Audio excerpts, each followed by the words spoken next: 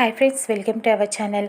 ఇక్కడ గౌతమ్, మహాలక్ష్మి, అర్చన అందరూ కూడా మిథున ఎప్పుడు వస్తుందా అని వెయిట్ చేస్తూ ఉంటారు. పంతులు గారు కూడా వచ్చి ఎంగేజ్మెంట్కి, పూజకి కావాల్సినవి అన్నీ కూడా ఏర్పాట్లు చేసేస్తూ ఉంటారు.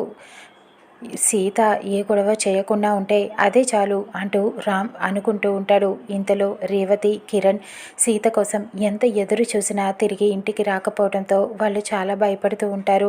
సీత ఇంకా ఇంటికి రాలేదండి, ఖచ్చితంగా ఏదో జరిగే ఉంటుంది, మనం వెళ్ళి వెంటనే రామ్కి చెప్దాం పదండి అంటూ బయలుదేరి మహాలక్ష్మి ఇంటికి వెళ్తూ ఉంటారు. ఇక అక్కడ ఎంగేజ్మెంట్కి అన్ని ఏర్పాట్లు జరుగుతూ ఉంటాయి.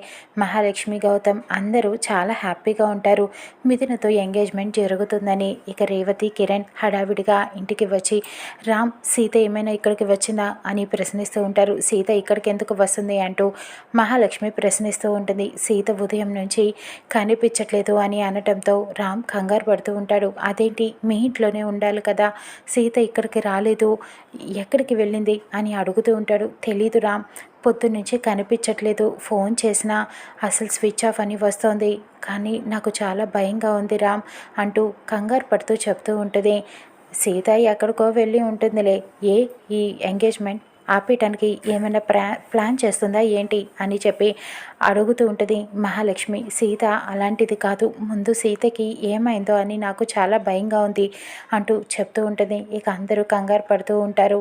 అక్కడ రేవతి ఫోన్ చేసి ముఖర్జీ గారు కూడా చెబుతూ ఉంటుంది. సీత ఉదయం నుంచి కనిపించట్లేదండి, మీ దగ్గరికి ఏమైనా వచ్చిందా అని అడగటంతో వాళ్ళు కూడా రాలేదమ్మా ఇక్కడికి అని అనటంతో ఆ మహాలక్ష్మి కోపంతో సీతను ఏమైనా చేసిందేమో అని చెప్పి ఆలోచిస్తూ ఉంటారు. ఈ సీతకి ఏమీ జరగకూడదు అంటే కనుక మనమే సీత, మిథున ఇద్దరు ఒకటే అని మహాలక్ష్మితో చెప్పేద్దాం అని తన భార్యతో చెబుతూ ఉంటాడు. అలా చెబితే సీతకి కూడా ప్రమాదం కదండి అని అంటుంది. కానీ ఇప్పుడు సీత బయటికి రావాలి అంటే మనం ఈ విషయం నిజం చెప్పేస్తే కానీ సీత మరి విడిచిపెట్టరు కదా, ఆ మహాలక్ష్మియే ఏదో చేసి ఉంటుంది, పద ముందు వెళ్ళి మనం ఈ నిజం చెప్పేద్దాం అని బయలుదేరి మహాలక్ష్మి ఇంటికి వెళుతూ ఉంటారు. ఇక్కడ సీత గురించి ఇంట్లో అందరూ కూడా కంగారు పడుతూ ఉంటారు. ఏం జరిగిందా సీతకని రామ్ భయపడుతూ ఉంటాడు. ఒకసారి మళ్ళీ సీతకి ఫోన్ చేద్దామని ఫోన్ చేస్తూ ఉంటారు, కానీ ఫోన్ కలవదు.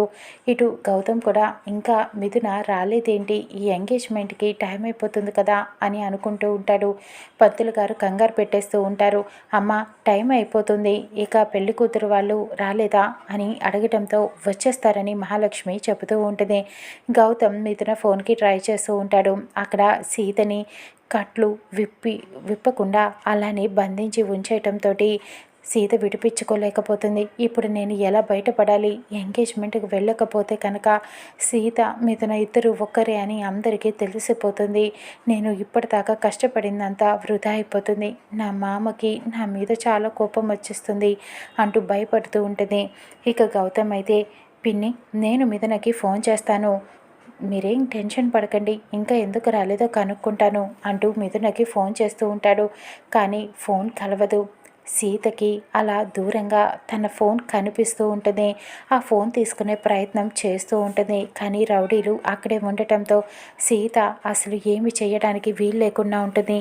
ఎలా విడిపించుకోవాలా అని ప్రయత్నిస్తూ ఉంటుంది. ఇక్కడ గౌతమ్ మళ్ళీ మిథునకి ఫోన్ చేస్తూ ఉండంగానే అక్కడ ముఖర్జీ, సుశీల ఇద్దరు కూడా మహాలక్ష్మి ఇంటికి వస్తూ ఉంటారు. అదిగో ముఖర్జీ గారు వచ్చేస్తున్నారు పిన్ని అంటూ గౌతమ్ చెబుతూ ఉంటాడు. ఇక మహాలక్ష్మి అయితే, అవునా, వాళ్ళు వచ్చేస్తున్నారే, మరి మిథున ఎక్కడా కనిపించట్లేదు అని చూస్తూ ఉంటారు. మిథున వెనకాతల వస్తుందేమో అంటూ ఎదురు చూస్తూ ఉంటారు. ఇక మిథున, సీత ఒక్కరేనని ముఖర్జీ చెప్పేస్తాడా, చూద్దాం రానున్న ఎపిసోడ్లో.